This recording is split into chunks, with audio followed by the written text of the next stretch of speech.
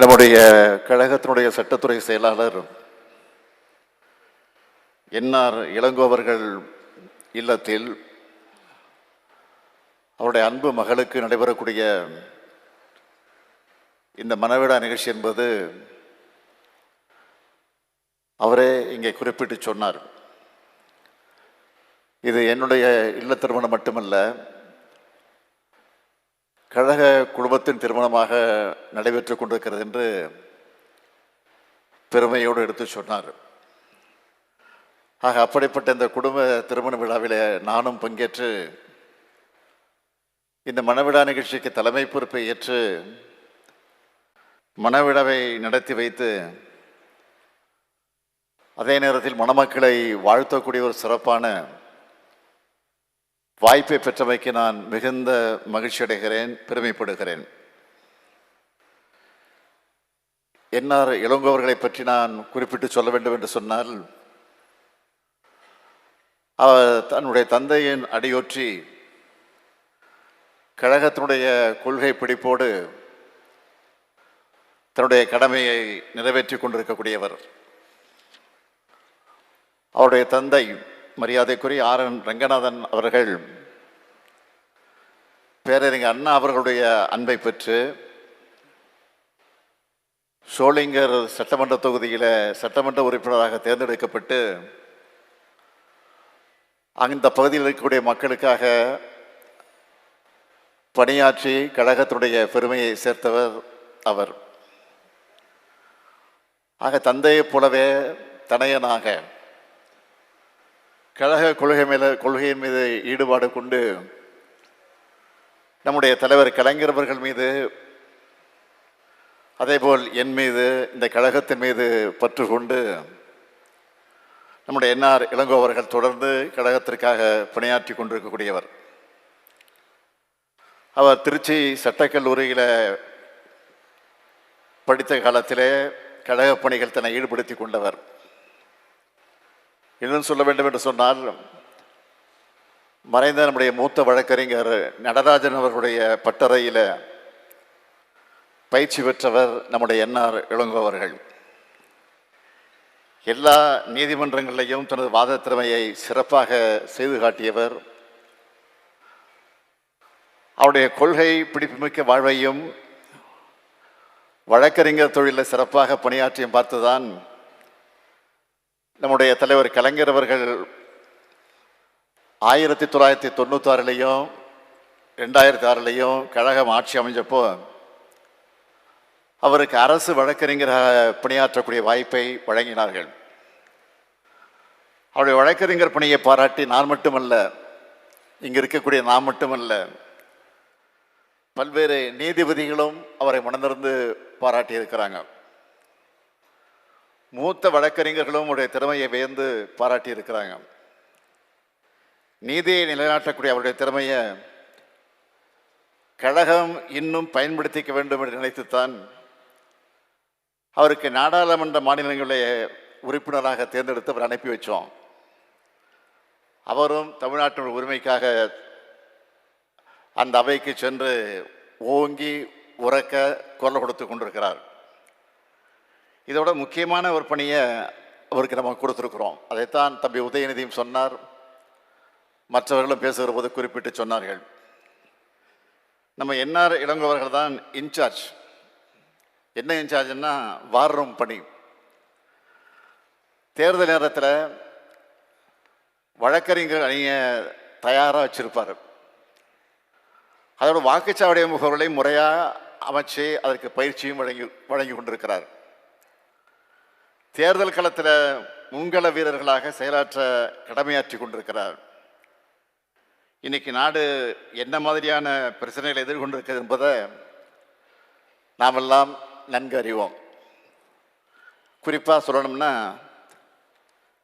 பீகாரில் மேற்கொள்ளப்பட்டிருக்கக்கூடிய எஸ்ஐஆர் என்ற சிறப்பு வாக்காளர் திருத்தம் எந்த மாதிரியான பிரச்சனைகளை ஏற்படுத்தியிருக்கு என்பதை நான் அதிகம் இங்கே விளக்கம் சொல்ல வேண்டிய அவசியம் இல்லை.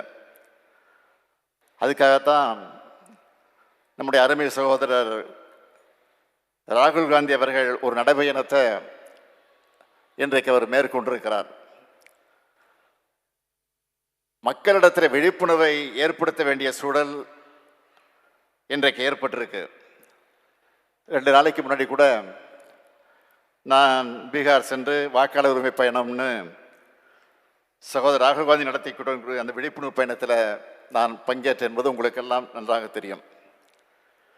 இந்த நிலை தமிழ்நாட்டில் ஏற்பட்டு விடக்கூடாது என்பதற்காக இப்போதே நம்முடைய விழிப்புணர்வை பெற்று நாம் அதற்காக தயாராக வேண்டும் என்பதற்காகத்தான் அதை தடுத்து நிறுத்துவதற்கான அத்தனை முயற்சிகளில் ஈடுபட்டிருப்பவர் தான் நம்முடைய என்ஆர் இளங்கோ அவர்கள். அதுக்காக இந்த நேரத்தில் நான் தலைமை கழகத்தின் சார்பில் நான் மனதார அவரை பாராட்ட வாழ்த்த கடமைப்பட்டிருக்கிறேன்.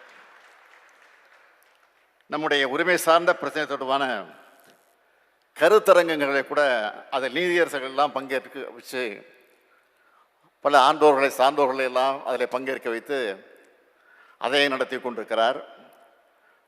நாட்டினுடைய அரசியலமைப்பு சட்டத்தை பாதுகாக்கிறதுல நம்ம என்ஆர் இளங்கோ அவர்கள் எவ்வளவு உறுதியோடு இருக்காருன்னு நான் சொல்லணும்னா, இங்கே நான் மணமக்களுக்கு மாலைகளை மாற்றுவதற்காகவும் மாங்கல்யத்தை எடுத்து கொடுக்கக்கூடிய அந்த தாம்பால தட்டு கொடுப்பாங்கள, அந்த தட்டில் அவர் என்ன வச்சுருந்தாருன்னா, தலைவர் எழுதின திருக்குறள் உரை, அரசியலமைப்பு சட்டம், அதை வச்சு தான் அந்த மாங்கல்யத்தையும் மாலையும் வச்சு தட்டை காமிச்சார்.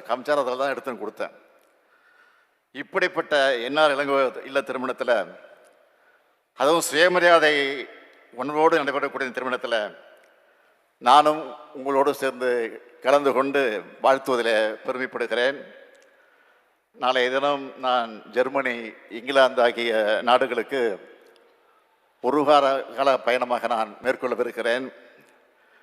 நம்ம திராவிட மாடல் ஆட்சி பொறுப்பேற்றதற்கு பிறகு தமிழ்நாட்டுக்கு இதுவரை சுமார் 10 லட்சம் கோடி ரூபாய் மதிப்பிலான தொழில்களை நாம் ஈர்த்திருக்கிறோம். இதுக்கான என்னுடைய வெளிநாட்டு பயணிகளின் போது முதலீட்டாளர்களும் தொழில் நிறுவனங்களும் தமிழ்நாட்டில் முதலீடு செய்ய மனப்பூர்வமாக ஆர்வம் காட்டுவதை நான் பார்த்து கொண்டிருக்கிறேன்.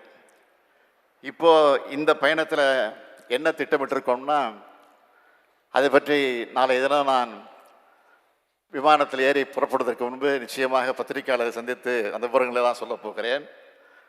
ஆனால் அதற்கு முன்னாடி நடைபெறக்கூடிய இந்த திருமண விழாவில் ஒரு முக்கியமான நிகழ்வை அறிவிக்க விரும்புகிறேன். நம்முடைய தமிழ் சமுதாயம் சுயமரியாதையோடு தலைநிமிர்ந்து நடைபெறுவதற்கு காரணம் தந்தை பெரியார் அவர்கள். அதனால்தான் தந்தை பெரியாரை பற்றி எழுதின பாவேந்தர் பாரதிதாசன் அவர்கள் சொன்னார்கள், தொண்டு செய்து பழுத்த பழம், தூய தாடி மார்பில் விழும், மண்டை சுரப்பை உலகு தொழும், மனகுவையில் சிறுத்தை எழும்னு எழுதினார். பகுத்தறிப்போர் தந்தை பெரியாரின் சிந்தனையை உலகத்துடன் காட்சியை நாம் இந்த பயணத்தில் பார்க்க போகிறோம். உலகின் மிகப்பெரிய அறிஞர்களை தந்திருக்கக்கூடிய புகழ்மிக்க அறிவுசார் நிறுவனமாக போற்றப்படும் ஆக்ஸ்போர்ட் பல்கலைக்கழகத்தில் அறிவாசன் தந்தை பெரியாருடைய திருவுருப்படம் திறக்கப்பட இருக்கிறது. அதை என்னுடைய திருக்கரங்களால் திறந்து வைக்க இருக்கிறேன்.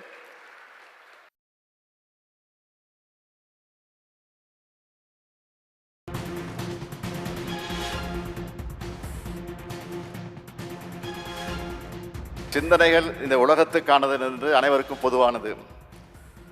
அவர் வலியுறுத்தின சுயமரியாதை, பகுத்தறிவு, பெண் விடுதலை, ஏற்றத்தாழ்வு, தன்னம்பிக்கை, அனைவரும் சமம் ஆகிய கருத்துக்களுக்கு எல்லைகள் கிடையாது. இவை உலக மக்கள் அனைவரும் பொதுவான வகையில் ஏற்றுக்கொண்டிருக்கிறார்கள். அப்படிப்பட்ட அறிவு மேதை உலகளவில் அடையாளம் காணப்பட்டு அங்கீகரிக்கப்படுவது நம்முடைய தமிழ்நாட்டுக்கு பெருமை. அதுக்கு முன்னாடி இளங்கோ இல்லத்தில் நடைபெறக்கூடிய திருமணத்தை நடத்தி வச்சுட்டு தான் அந்த பயணத்தை நான் மேற்கொள்ளவிருக்கிறேன் என்பதையும் இங்கே நான் சுட்டி காட்டி, இந்த நேரத்தில் நான் மணமக்களை அன்போடு கேட்டுக்கொள்ள விரும்புவது, உங்களுக்கு பிறக்கக்கூடிய குழந்தைகள் அது ஆணாக இருந்தாலும் பெண்ணாக இருந்தாலும் அழகான தமிழ் பெயர்களை சூட்டுங்கள் என்று என்னோட அன்பான வேண்டுகோளை வைத்து, புரட்சி கவிஞர் பாவேந்தர் பாரதிதாசன் எடுத்து சொல்லியிருக்கக்கூடிய வீட்டிற்கு விளக்காய் நாட்டிற்கு தொண்டர்களாய் மணமக்கள் வாழுங்கள் வாழுங்கள் வாழுங்கள் என்று வாழ்த்தி விடைபெறுகிறேன். நன்றி, வணக்கம். உடனுக்குடன் செய்திகளை தெரிந்து கொள்ள சன் நியூஸ் பெல் ஐகானை கிளிக் பண்ணுங்க.